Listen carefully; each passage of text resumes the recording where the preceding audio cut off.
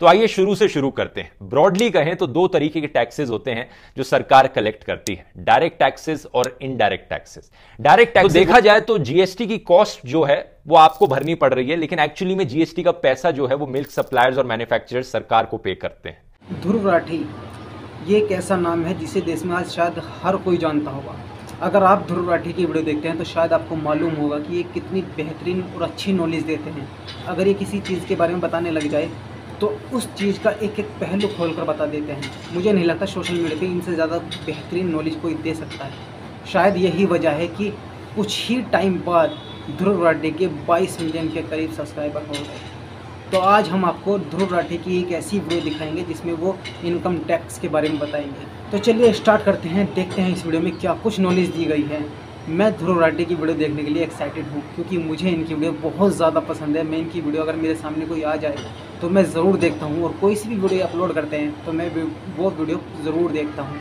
और एक बार अगर वीडियो शुरू कर दी तो जब तक मैं उसे लास्ट तक नहीं देखता मुझे सुकून नहीं मिलता, क्योंकि वे नॉलेज ही ऐसी देते हैं। तो चलिए शुरू करते हैं वीडियो। नमस्कार दोस्तों, इमेजिन कीजिए हमारे प्रधानमंत्री रात को टीवी पर आकर अनाउंसमेंट करते हैं, मित्रों आपको बचाने के लिए, आपके परिवार को बचाने के लिए आज रात 12 बजे से देश में इनकम टैक्स खत्म, टाटा बाय बाय। आज के बाद से किसी भी देशवासी को कोई भी इनकम टैक्स पे करने की जरूरत नहीं। इंडिया अब एक जीरो इनकम टैक्स कंट्री बन जाएगा। सभी देशवासियों के लिए खुशखबरी। सुनने में काफी अनरियलिस्टिक लगता है ना आपको ये, लेकिन इतना भी अनरियलिस्टिक नहीं है, क्योंकि बीजेपी के खुद के एमपी सुब्रमण्यम स्वामी इस चीज को सपोर्ट करते हैं। कहते हैं देश में इकोनॉमिक ग्रोथ को रिवाइव करने के लिए इनकम टैक्स को अबॉलिश कर देना चाहिए। ऊपर से अगर बाकी दुनिया में देखें तो ऐसे कई देश हैं जहां पर कोई पर्सनल इनकम टैक्स एग्जिस्ट नहीं करता है, लेकिन इंडिया जैसे बड़े देश के लिए क्या यह करना पॉसिबल है? अगर हां तो क्या इसके फायदे नुकसान हो सकते हैं? आइए जानने की कोशिश करते हैं आज के इस वीडियो में। आने वाले बजट में इनकम टैक्स पर कड़े कदम उठा सकती है सरकार। Personal income tax and simplification of taxation. Arun Jaitley tells the government to hold the IT forms.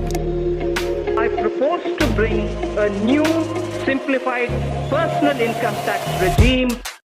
इस टॉपिक को गहराई से समझने के लिए कुछ बेसिक चीजें हैं टैक्सेशन के बारे में जो आपको पहले से पता होनी चाहिए। तो आइए शुरू से शुरू करते हैं। ब्रॉडली कहें तो दो तरीके के टैक्सेस होते हैं जो सरकार कलेक्ट करती है, डायरेक्ट टैक्सेस और इनडायरेक्ट टैक्सेस। डायरेक्ट टैक्सेस वो टैक्सेस हैं जो डायरेक्टली आप एक इंडिविजुअल या फिर कोई कंपनी डायरेक्टली सरकार को, तो ये एक इनडायरेक्ट टैक्स हुआ क्योंकि आप इनडायरेक्टली इस टैक्स को पे करने लग रहे हो सरकार को। इसके अलावा पेट्रोल डीजल पर जो एक्साइज ड्यूटी लगती है वो भी इनडायरेक्ट टैक्स का एक बड़ा अच्छा एग्जांपल है। अक्सर आप लोगों को सोशल मीडिया पर और व्हाट्सएप फॉरवर्ड्स में कहते हुए सुनोगे कि देश में सिर्फ 2 से 3% लोग ही एक्चुअली में टैक्स पे करते हैं। यह बात सरासर झूठ है, क्योंकि अगर आप जीएसटी जैसे टैक्स को कंसीडर करोगे तो ना सिर्फ देश का हर नागरिक जो किसी भी दुकान से कोई भी सामान खरीदता है जिस पे कुछ भी जीएसटी लगा है वो टैक्स पेयर है, बल्कि कोई फॉरेनर भी जो इंडिया में घूमने आया है और इंडिया में कुछ सामान खरीदता है किसी भी दुकान से, वो भी एक टैक्स पेयर हुआ। तो देश का हर नागरिक, हर फॉरेनर जो इंडिया में आ रहा है, इंडिया में रहने लग रहा है, वो एक टैक्स पेयर है। लेकिन जब ये लोग कहते हैं कि सिर्फ 2 से 3% लोग ही टैक्स पे करते हैं तो ये बात कर रहे होते हैं इनकम टैक्स की। इनकम टैक्स को पे करने वाले लोग बहुत कम हैं देश में। फरवरी 2020 के डेटा के अकॉर्डिंग 130 करोड़ देश की पॉपुलेशन में से सिर्फ 1.46 करोड़ इंडियंस ही हैं जो इनकम टैक्स को पे करते हैं। ये अराउंड 1% ही बनता है देश की पॉपुलेशन का।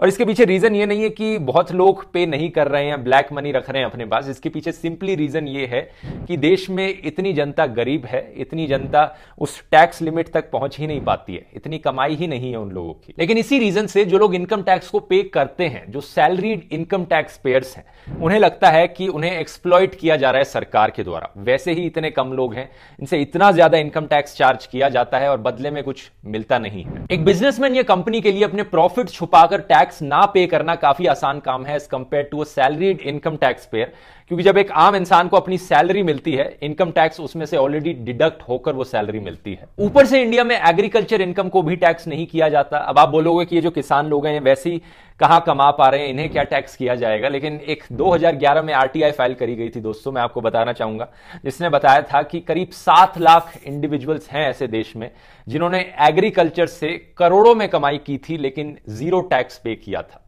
तो ऐसे कई अमीर फार्मर्स हैं या फिर कह लो अमीर बिजनेसमैन हैं जो फार्मिंग भी करते हैं, जो करोड़ों में पैसे कमाते हैं एग्रीकल्चर से, लेकिन कोई टैक्स नहीं पे करते क्योंकि इंडिया में एग्रीकल्चर इनकम पर कोई टैक्स नहीं। ये एक और रीजन दिया जाता है कि क्यों इनकम टैक्स पेयर्स इंडिया में बहुत एक्सप्लॉइटेड फील करते हैं। लेकिन ये सब तो एक इंडिविजुअल के पर्सपेक्टिव से था। इससे ज्यादा इंपॉर्टेंट सवाल यह है कि देश का क्या भला होगा अगर इनकम टैक्स को खत्म कर दिया जाता है। अब यहां पर जो एग्जांपल्स मैं दूंगा आपको ये थियोरेटिकल चीजें हैं, क्योंकि फॉर श्योर तो किसी को नहीं पता कि एग्जैक्टली क्या भला होगा देश का। बस कुछ प्रिजम्पशंस हैं, कुछ आर्ग्यूमेंट्स हैं जो इसके फेवर में दी जाती हैं एक्सपर्ट्स और इकोनॉमिस्ट के द्वारा। पहला आर्ग्यूमेंट यह है कि जो पैसा इनकम टैक्स पेयर्स का बचेगा इनकम टैक्स ना पे करके, वो पैसा अब इनकम टैक्स पेयर्स बाकी चीजों में खर्च कर पाएंगे अपने पर्सनल बेनिफिट के लिए या प्लेजर के लिए, जिससे कि इकोनॉमी में ज्यादा पैसा सर्कुलेट होगा, जिसकी वजह से इकोनॉमिक ग्रोथ बढ़ेगी देश। दूसरा आर्ग्यूमेंट यह है कि जो लोग इनकम टैक्स पे करने के लिए लायबल थे लेकिन अपने पैसे को छुपा कर रख रहे थे टैक्स अथॉरिटीज से, यानी उनके पास ब्लैक मनी था, इनकम टैक्स को खत्म करने से उनका ब्लैक मनी अब व्हाइट मनी बन जाएगा। उन्हें पैसे को छुपाकर नहीं रखना पड़ेगा, अब वो ओपनली उस पैसे को यूज कर सकते हैं, बैंक में डिपॉजिट करा सकते हैं या चीजों को खरीदने के लिए खुले में यूज करेंगे, तो फिर से इकोनॉमी में पैसे का सर्कुलेशन होगा, इकोनॉमिक ग्रोथ बढ़ेगी। और जिस पैसे को अब वो बैंकों में डिपॉजिट कराएंगे ओपनली, बैंकों में डिपॉजिट्स बढ़ेंगे। ये करने से बैंक्स ज्यादा आसानी से लेंड कर पाएंगे पैसा बाकी लोगों को, इंटरेस्ट रेट्स कम होंगे, जिससे कि लोग और पैसा बोरो करेंगे और पैसा स्पेंड कर पाएंगे, फिर से इकोनॉमिक ग्रोथ बढ़ेगी। बहुत ही इंटरेस्टिंग आर्ग्यूमेंट है। बस एक छोटी सी प्रॉब्लम है कि हमें एग्जैक्ट फिगर्स नहीं पता कि एक्चुअली में कितना ब्लैक मनी है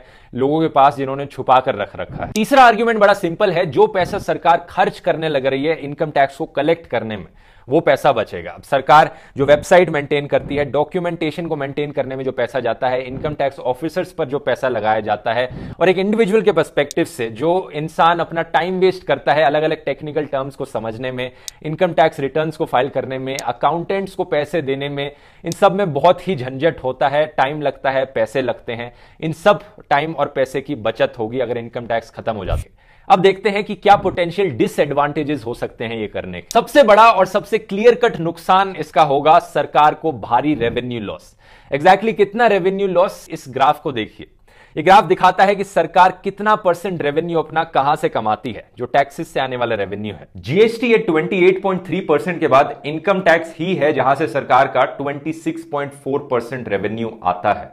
तो सरकार का ऑलमोस्ट 1/4 रेवेन्यू चला जाएगा टैक्स से आने वाला अगर इनकम टैक्स खत्म हो जाता है। अब इतने सारे पैसे को कहां से रिकवर किया जाएगा? अब ऐसा तो है नहीं कि सरकार कहेगी कि 26% मेरी कमाई जा रही है यहां पे, कोई बात नहीं, जाने दो, कोई फर्क नहीं पड़ता मुझे। सरकार चाहेगी कि ये जितना पैसा लूज हो रहा है यहां पर, इस सारे पैसे को रिकवर किया जाए कहीं ना कहीं से। कैसे रिकवर किया जा सकता है इस पैसे को?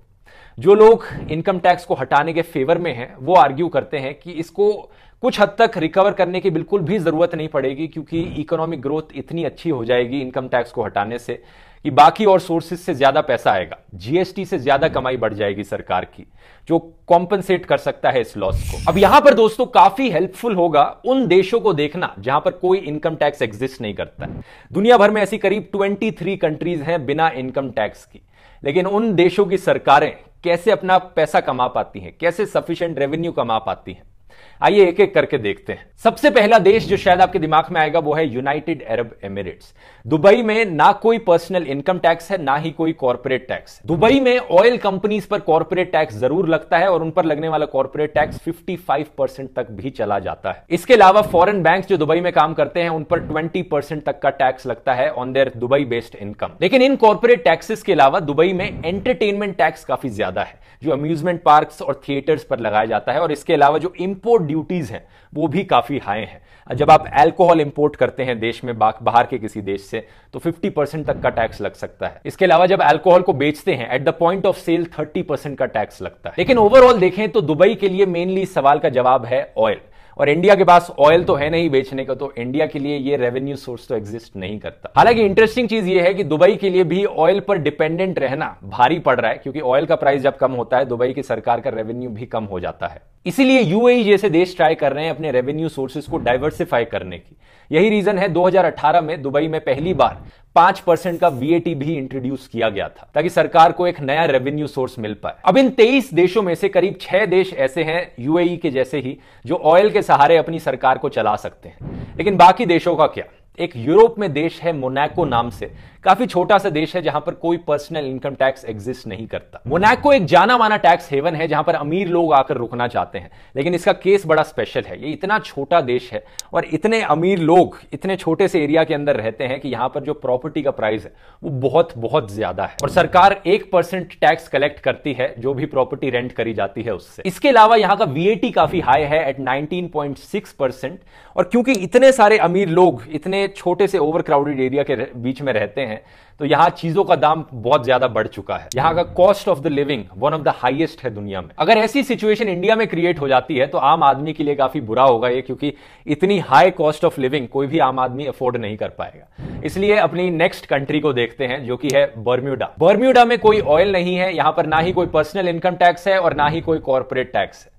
तो कैसे कमाती है यहां की सरकार? इसका सही जवाब है दोस्तों बर्म्यूडा की वेरी हाई इंपोर्ट ड्यूटीज। अगर आप बर्म्यूडा में रहते हैं और आप बाहर से कुछ सामान लेकर आते हैं, बर्म्यूडा के अंदर एक आइलैंड है, वैसे भी लाना ही पड़ेगा बाहर से कुछ सामान, तो बहुत ज्यादा आपको इंपोर्ट ड्यूटीज पे करनी पड़ेगी, और सरकार के लिए 20% पैसा करीब सिर्फ इंपोर्ट ड्यूटी से ही आता है। गाड़ियों पर अप टू 150% तक का टैक्स है, और एक लैंड टैक्स भी एग्जिस्ट करता है बर्म्यूडा में जो एज हाई एज 47%। इसके अलावा बर्म्यूडा की सरकार के लिए एक और रेवेन्यू सोर्स है पेरोल टैक्स, जो कि इनकम टैक्स से काफी सिमिलर है, क्योंकि ये लगाया जाता है एम्प्लॉयज की सैलरीज पर।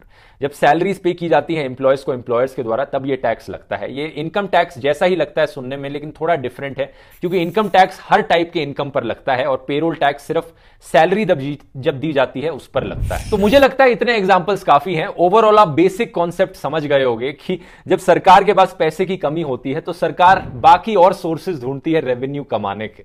तो कोई ना कोई सोर्स तो इंडियन सरकार को भी ढूंढना पड़ेगा अगर इंडिया में एक्चुअली में जीरो इनकम टैक्स हो जाता है तो। और अगर बाकी टैक्सेस उतना पैसा नहीं देते हैं जितना ये लोग एक्सपेक्ट करते हैं जो इनकम टैक्स हटाने के फेवर में है। अब यहां पर मैं आपसे पूछना चाहूंगा, आपको क्या लगता है अगर सरकार के पास पैसे की कमी होती है इनकम टैक्स को खत्म करने से, तो कौन से और सोर्सेस से, कौन से और टैक्सेस से सरकार को पैसे कमाने चाहिए? नीचे कमेंट्स में लिखकर बताइए। एक ऑप्शन हो सकता है, पॉज कर दीजिए वीडियो को, लिख लीजिए, फिर इस वीडियो को आगे देखिए। एक ऑप्शन हो सकता है जीएसटी को बढ़ा दिया जाए। इसका डिसएडवांटेज ये होगा कि जीएसटी एक प्रोग्रेसिव टैक्स नहीं है। जीएसटी हर इंसान पर उतना ही लगाया जाता है, लेकिन इनकम टैक्स अगर आपकी सैलरी ज्यादा होती है तो आपका इनकम टैक्स ज्यादा होता है। अगर ऐसा किया जाता है तो इसका नुकसान सहना पड़ेगा गरीब लोगों को, क्योंकि आप प्रोपोर्शनली देखिए, जब आप सेम सामान खरीद रहे हैं दुकान से, मान लो किसी चीज पर 18% जीएसटी लग रहा है और एक गरीब इंसान भी वही सामान को खरीदकर 18% जीएसटी पे कर रहा है, तो प्रोपोर्शनली उस गरीब इंसान के लिए वो 18% जीएसटी ज्यादा मुश्किल है पे करना, उसकी कमाई का ज्यादा हिस्सा है वो। दूसरा ऑप्शन हो सकता है कि एक नए तरीके का टैक्स इंट्रोड्यूस करना, जैसे कि एक्सपेंडिचर टैक्स या फिर इनहेरिटेंस टैक्स। इनहेरिटेंस टैक्स एक बड़ा ही इंटरेस्टिंग कॉन्सेप्ट है दोस्तों, जो कि इंडिया में आज के दिन एग्जिस्ट नहीं करता है, लेकिन एक टाइम पर एग्जिस्ट करता था, कि जो भी आपने पैसे कमाए हैं अपनी जिंदगी में, जब आप अपने बेटे बेटियों को वो पैसा देते हैं, वो इनहेरिट करते हैं आपके पैसे को, तब उस पर टैक्स लगाया जाता है। कई लोग आर्ग्यू करते हैं कि ये टैक्स काफी ज्यादा जस्टिफाइड है as compared to income tax, क्योंकि आपके बेटे बेटियों ने क्या मेहनत करी है उस पैसे को कमाने की? कोई मेहनत नहीं करी है, तो उस पर टैक्स लगाना जायज है। एक तरह से आर्ग्यूमेंट नेपोटिज्म के भी अगेंस्ट जाता है कि अगर आपने कोई मेहनत नहीं करी है खुद से, आप अपने परिवार के बल पर ही सक्सेसफुल हो रहे हो, अमीर हो रहे हो, तो आप ये डिजर्व नहीं करते।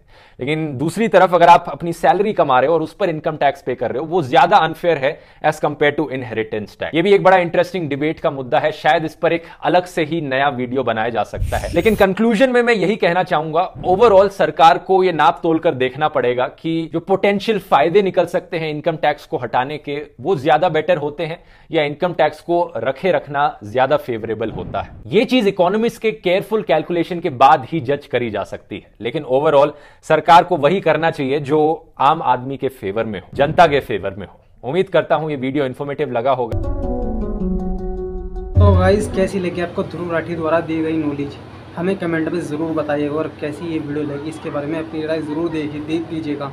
मुझे यकीन है कि आपको ध्रुव राठी की वीडियो ज़रूर पसंद आई होगी, क्योंकि ये नॉलेज ही ऐसी देते हैं, बंदा एक बार देखने लग जाए तो उसकी नज़र हटती ही नहीं है। मैं भी वीडियो देखता देखता ये भूल गया था कि मैं भी रिएक्शन कर रहा हूँ इस वीडियो पर। खैर, जैसी भी आपको कैसी वीडियो लगी कमेंट में ज़रूर बताइएगा, और हमारे चैनल को सब्सक्राइब कीजिएगा। तो मिलते हैं अगली वीडियो में। खुदा हाफिज़।